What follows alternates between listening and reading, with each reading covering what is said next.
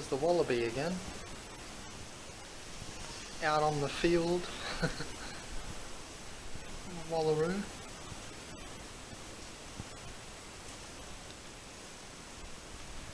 Just below the house here.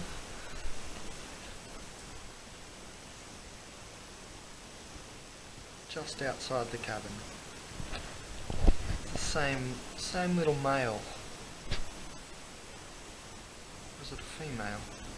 It's a female. Okay, we're just here at the veggie patch, which you can see in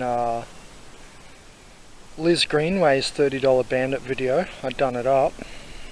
See, all the holes are ready for me to move down. These top two beds have been sorted out. And you know, just planting more and more greens everywhere. So here's the kale that I bought. It's not Toscana kale, because Toscana kale always has the like spiky edges. I'm not sure what the name of this kale is, but yeah, this is what we're going to do the video on today. So these I just bought like 6 for $2 or something, and there's some more there. So they're going pretty well, and these are perennial here because it doesn't get cold enough for these to go to flower and bolt. So these end up being perennials here in North New South Wales, which is really cool. So perennial means they're just going to keep growing, unlike an annual flowering plant which you know, flowers annually and dies, or a biennial. So they're perennials for me here, which is very good. And yeah, kale is the new meat, as any vegan will tell you. But because it's rich in iron and stuff, and magnesium. But we're going to have a look deep into it and see its nutritional facts, and you know, we're going to try and find what it's containing. But it's also got vitamin K, and vitamin K I've read in 2 spots now, 2 different spots, that vitamin K is good for your bones, and some say better than calcium. And you've got to think about it, drinking cow pus milk, you know, there's pus in every bit of milk, and I don't know, yeah, it's gross protein and stuff, but yeah. I think the future human wants to remineralize and renutritionalize their body, and I think of it like this: the more meat, the more milk, the more bread you put in your stomach, the less greens and eclectic nutrition you end up putting in there. It's like you're already full on the meat, the milk and the bread, you know what I mean? So I think I don't think everyone should be vegan. I say it like this: I think everyone will incline more vegan-ish. So, you know, some blood types, for some uneducated vegans out there, some blood types can't, well, some blood types like my own, O positive, are, you know, they say it requires lean meat, and O negatives need a lot of meat, apparently. So, you know, different blood types, different eating, but I still say in the end, you know, the only way to feed 10 billion people under current system dynamics, I think you'll find more crap produce occurring, unless we all switch to home organic gardening, local organic gardening, you know, community gardens and stuff like that too, but definitely in your backyard, and definitely if you own property like this, you know, down in those valleys, in the monoculture needs to be turned to you know, poly and permaculture. So yeah, lovely day here, a bit overcast, but it's really nice. I love a bit of rain. So yeah, we're going to discuss kale, and I do think everyone will incline more vegan-ish in the future, you know, as we figure out kind of the things that I've just been talking about. So there's the garden. You can see the difference already from, you know, Liz Greenway's video, where I, you know, restructured the garden. So it's coming along. There's some perennial basil. Got some bronze fennel up there, some chives. But it's only growing really slow, so I'm definitely not getting enough salad out of this at the moment. Some parsley. So yeah, I need this to grow more. And there's grass that's coming out of the horse poo. I'm going to have to deal with that after the horse poo breaks down a bit more. Didn't realise the grass seeds would come out like that. But yeah, and the nasturtium's just cranking. Look how fast it's growing. It's like really thick already.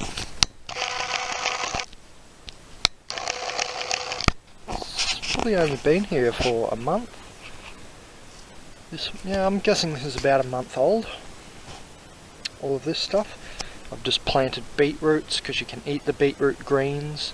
You know, I didn't eat the whole packet. I bought a packet of beetroots for smoothies one time, but I didn't end up eating them all or want to.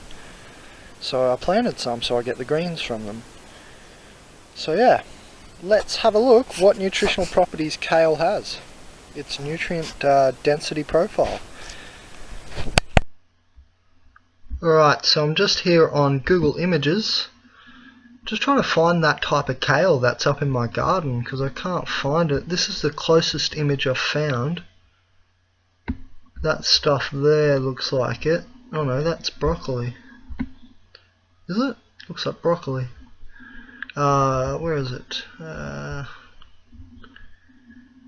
Just here. That looks similar, but I don't even know if that's... I think that is the type. I've seen the type that I've just showed you grow bigger, and it got the bits going up the side, and I'm just not sure if it's the exact same type.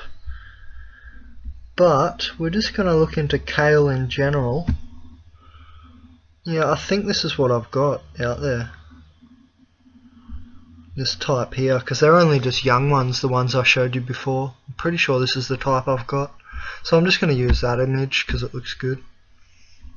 And I'm going to go to the Your Natural Paradise back page. So let's have a look here. Where's that kale?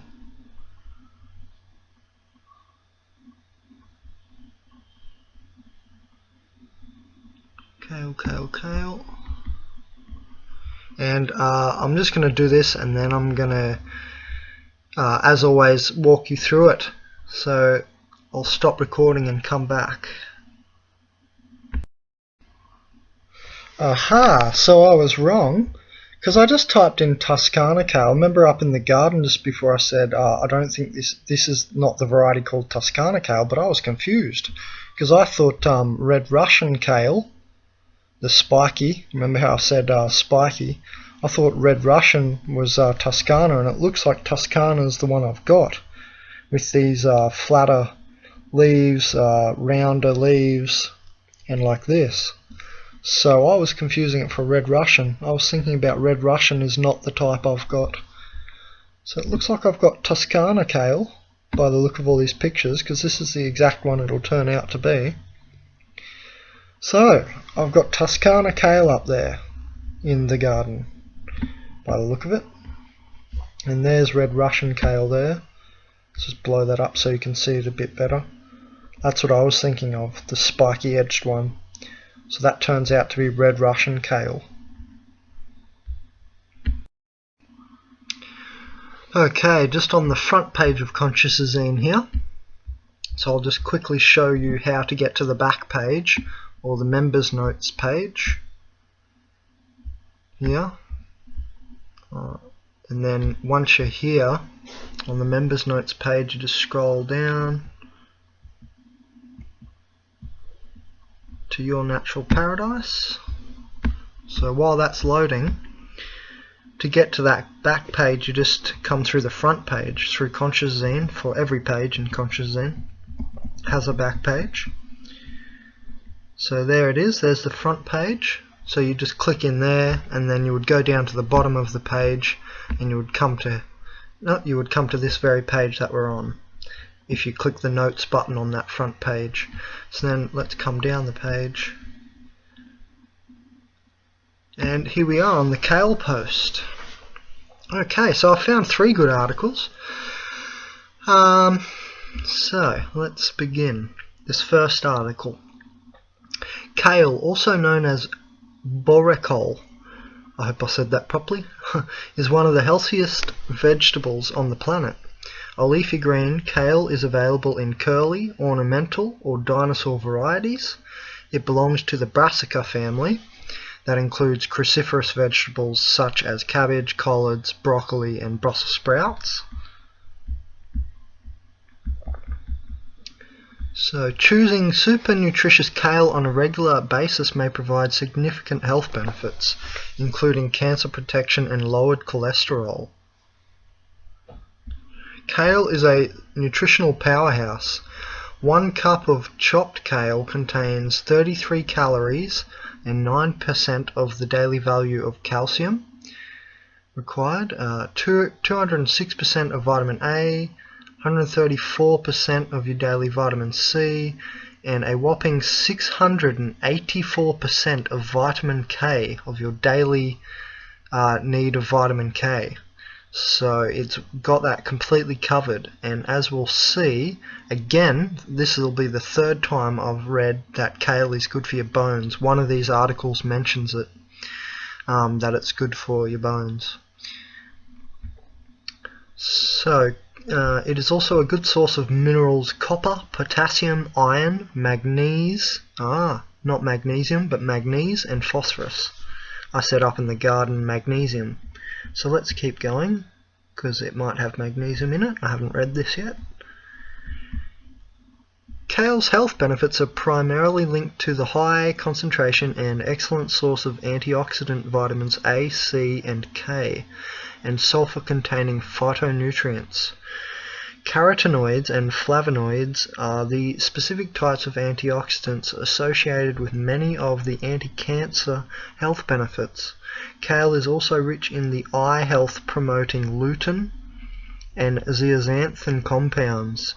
Beyond antioxidants, the fiber content of cruciferous kale binds bile acids and helps lower blood cholesterol levels and reduce the risk of heart disease, especially when kale is cooked instead of raw. Really? Okay. So they're saying cook it. Everyone else I know would pretty much say, you know, eat your veggies and eat your greens raw. But that's interesting. So super rich in vitamin K. Eating a diet rich in the powerful antioxidant vitamin K can reduce the overall risk of developing or dying from cancer, according to a study in the American Journal of Clinical Nutrition. Vitamin K is abundant in kale, but also found in parsley, spinach, collard greens, and animal products such as cheese. Vitamin K is necessary for a wide variety of bodily functions, including normal blood clotting, antioxidant activity, and bone health. But too much vitamin K can pose problems for some people. Anyone taking anticoagulants, such as warfarin, should avoid kale because the high level of vitamin K may interfere with the drugs. So this is where we've always got to be careful if we're taking pharmaceuticals. They interact with things. Kale might be a powerhouse of nutrients, but it also contains oxalates. I've heard about oxalates some before, that you can get bad things from oxalates, and oxalates are in greens. Naturally occurring substances that can interfere with the absorption of calcium. Avoid eating calcium-rich foods like dairy at the same time as kale to prevent any problems. Right, so it's saying oxalates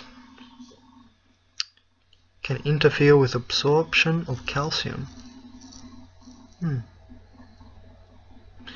Okay, so that's from that article, WebMD, so it's a pretty good website. Here's another article. Kale is being called the new beef. Like I said up in the garden, I've heard people call it the new meat. The queen of greens and a nutritional powerhouse. Here are 10 great benefits of adding more kale to your diet.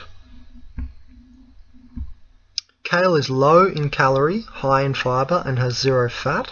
So you can eat it all day for that reason, but no fat.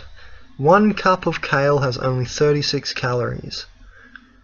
5 grams of fiber and 0 grams of fat. It is great for aiding in digestion and elimination with its great fiber content. Great for aiding in digestion and elimination. Okay. It's also filled with so many nutrients, vitamins, folate and magnesium. So magnesium is in there, and as well as what's listed below. Kale is high in iron. Per calorie, kale has more iron than beef. Iron is essential for good health, such as the formation of hemoglobin and enzymes, transporting oxygen to various parts of the body, cell growth, proper liver function and more. Kale is high in vitamin K. Eating a diet high in vitamin K can help protect against various cancers. It is also necessary for a wide variety of bodily functions, including normal bone health and blood clotting.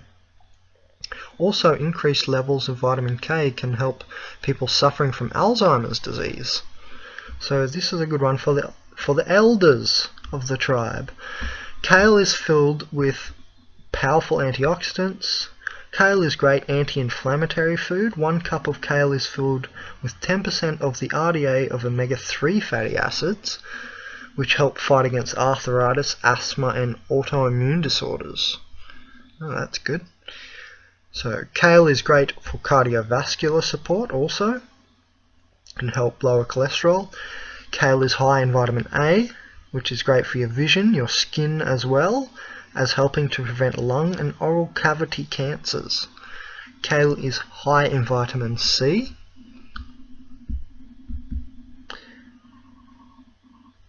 Kale is high in calcium. Per calorie, kale has more calcium than milk. So we're beating milk and beef right now, which aids in preventing bone loss, preventing osteoporosis and maintaining a healthy metabolism. Vitamin C is also helpful to maintain cartilage and joint flexibility. So that vitamin C obviously was meant to go up there. Kale is a great detox food. Kale is filled with fiber and sulfur, both great for detoxifying your body and keeping your liver healthy. And that's from this article. And then this last article here that I've decided to place up here gives us even more. Nutritional breakdown of kale. Kale is a leafy green, cruciferous, got vitamins A, C and K, as well as minerals like copper, potassium, iron, manganese and phosphorus. A cup of fresh kale has only about 40 calories but packs almost 3 grams of protein. 1 cup of cooked kale has over 1,000 times more vitamin C than a cup of cooked spinach, and unlike spinach, kale's oxalate content is very low, which means that the calcium and iron in kale are highly absorbable in the human digestive system. So remember the WebMD article mentioned that it does have oxalates. This article is saying that it's got, lower oxalate levels than spinach. Possible health benefits of consuming kale. Diabetes. Studies have shown that type 1 diabetics who consume high fiber diets have lower blood glucose levels, and type 2 diabetics may have improved blood sugar, lipids and insulin levels. 1 cup of chopped fresh kale provides about 2.6 grams of fiber. The dietary guidelines for Americans recommends 21 to 25 grams a day for women and 30 to 38 grams a day for men. Kale contains an antioxidant known as alpha-lipoic acid, which has been shown to lower glucose levels, increase insulin sensitivity, and prevent oxidative stress-induced changes in patients with diabetics. Studies on alpha-lipoic acid have also shown decreases in peripheral neuropathy and autonomic neuropathy in diabetics. And that little 3 there indicates a reference, a source on their article, because I've copy-pasted this. So, off note, most studies have used intravenous alpha lipoic acid, and it is unsure whether oral supplementation would elicit the same benefit. Heart disease, the fibre, potassium, vitamin C and B6 content in kale all support heart health. An increase in potassium intake along with a decrease in sodium intake is the most important dietary change that a person can make to reduce their risk of cardiovascular disease, according to Mark Houston, MD, MS, an associate clinical professor of medicine at Vanderbilt Medical School and director of Hypertension Institute at St. Thomas Hospital in Tennessee. Actually, you've heard me mention that before too, that when you look at the shelves in the supermarket, a lot of products are containing sodium and not many are containing potassium.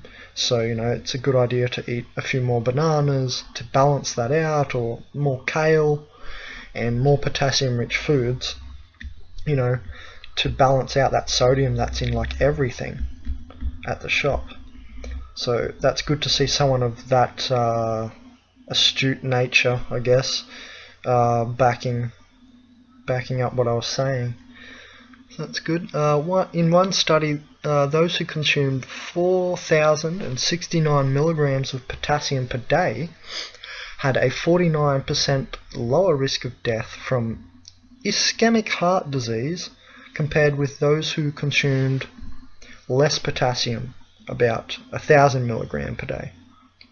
So there's definitely correlation. High potassium intakes are also associated with a reduced risk of stroke,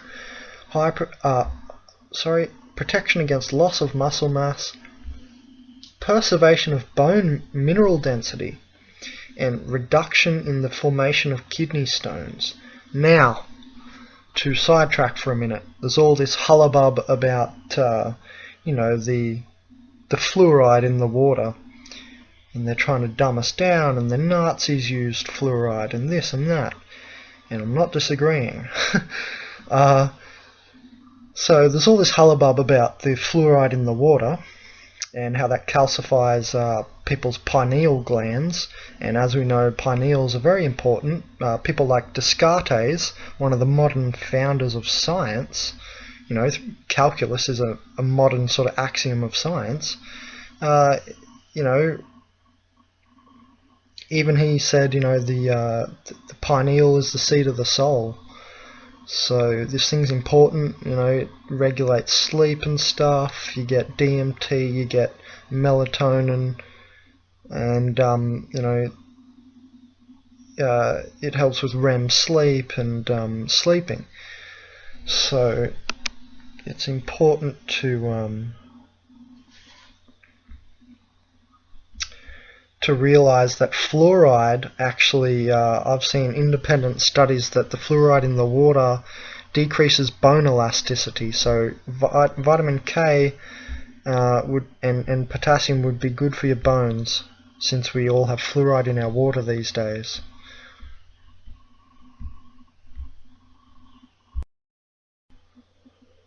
Okay. High potassium intakes are also associated with a reduced risk of stroke, protection against loss of muscle mass, preservation of bone mineral density, and reduction in the formation of kidney stones. For blood pressure, increasing potassium intake may be just as important as decreasing sodium intake for lowering blood pressure, because of potassium's vasodilation effects. No idea what that means. Let's have a look.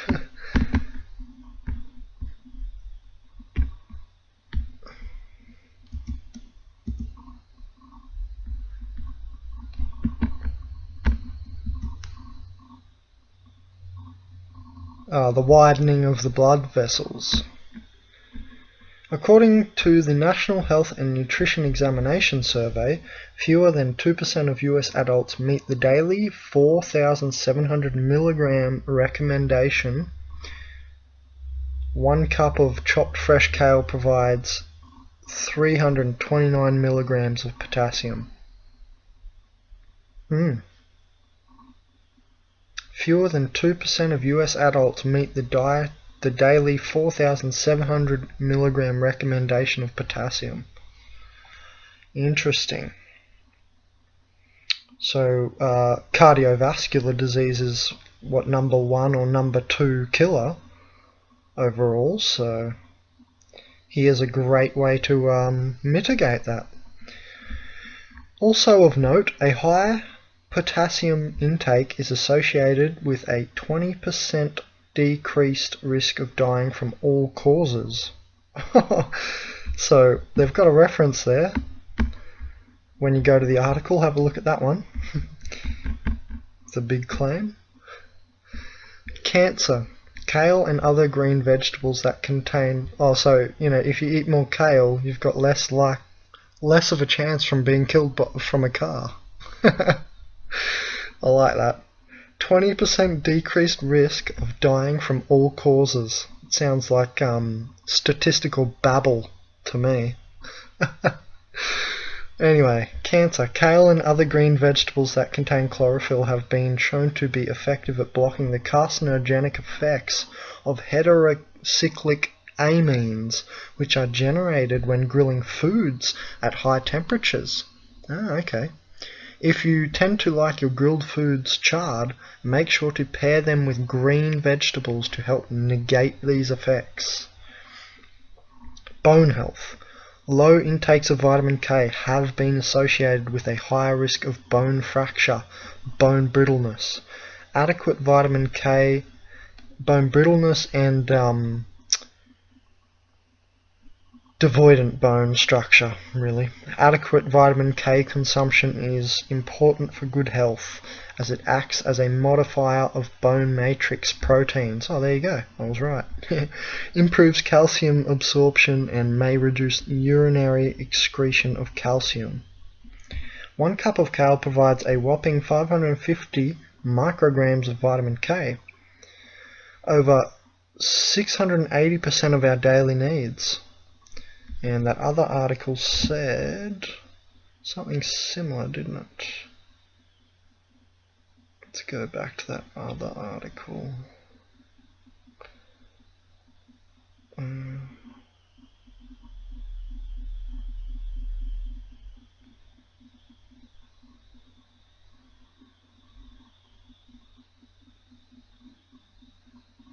Yeah, this article at the top said 684.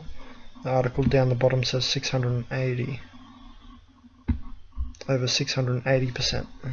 So they're correlating in their information, so that's good. It's cross-referencing going on here. Okay, so digestion. Kale is high in fiber and water content, both of which help to prevent constipation. Now, hold on, before I go on, not always is cross-referencing a means to an end, or no, I should say, not always is it an ends unto itself. Why? Because there exists a logical fallacy, and that's the argumentative style of the appeal to the masses fallacy, which is something really running rampant today in society. The textbook example I was given in my business degree where I found out about logical fallacies was 50 million Elvis fans can be wrong. So it's just pointing out that, you know, not always, and you know, this is probably a bad place for me to bring this up, because cross-referencing like we've just done then was a good idea, but I just mean in general, and I just decided to bring it up here and now. In general, that logical fallacy is running too rampant in our world, I think, and the appeal to the masses fallacy.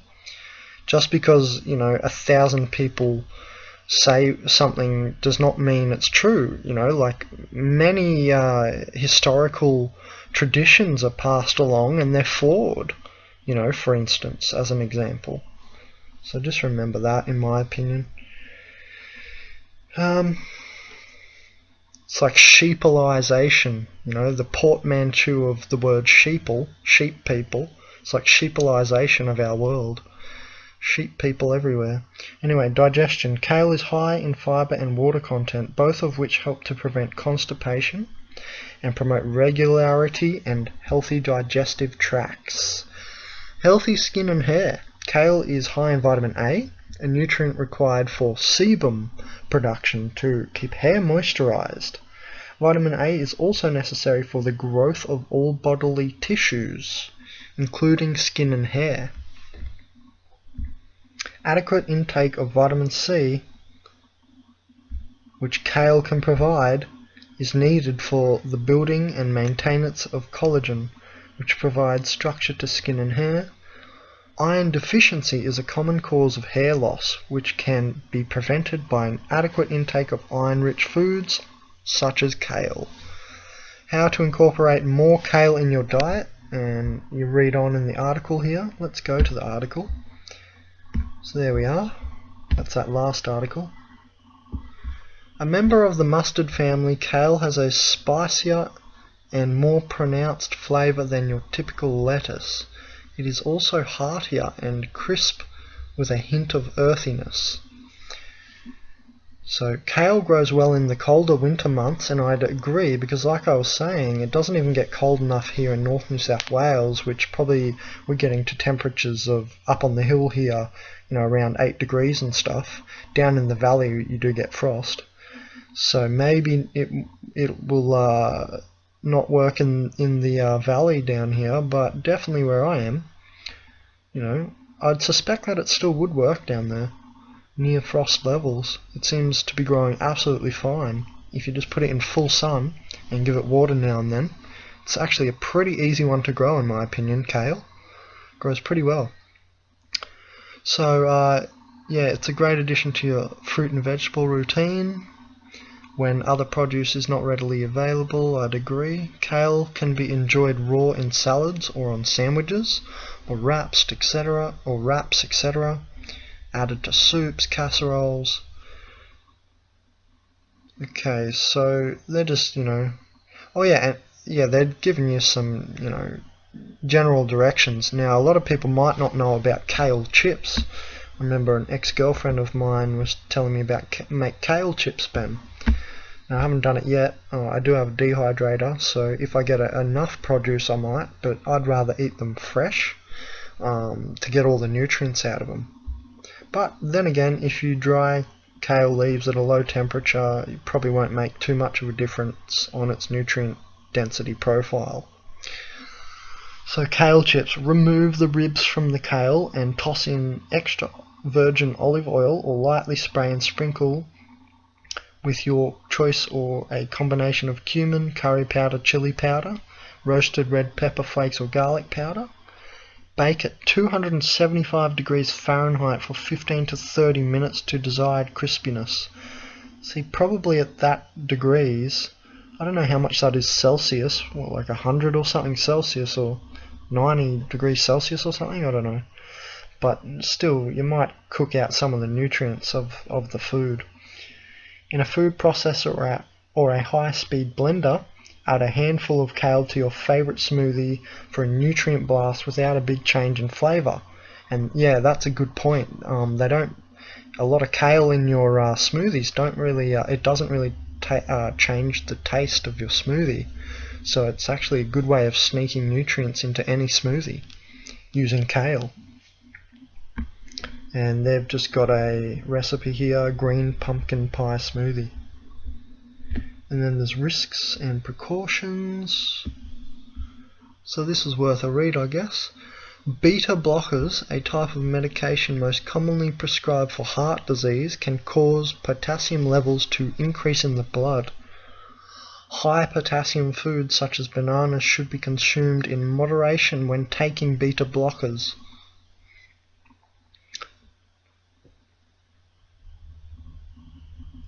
Consuming too much potassium can also be harmful for those whose kidneys are not fully functional. If your kidneys are unable to remove excess potassium from the blood, it could be fatal, so watch out with that. And I actually might add that in the bottom of that page. Let's go to my editor. I think I might just put that in here. So yeah, thanks for donating, Jill. And I hope everybody's learned a lot from that. And precautions.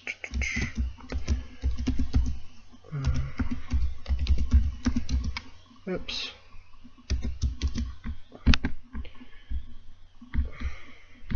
So yeah, I hope everyone's learned a lot from that, and thanks for donating, Jill.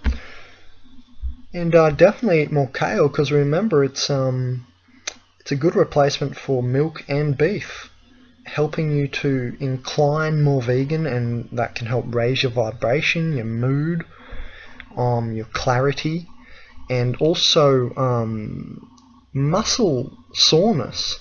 I notice when I eat more meat, my muscles get more sore. Now, I don't know completely if you can attribute it to this, but in one way I would definitely contribute it to how animals are slaughtered, and the vibrations remaining in the meat, the stress hormones release upon death and all that. So, you know, inclining more vegan is a good way to go, I think. So thanks everybody, and enjoy. Remember, you can donate through the front page of consciousazine to have your own video shot too.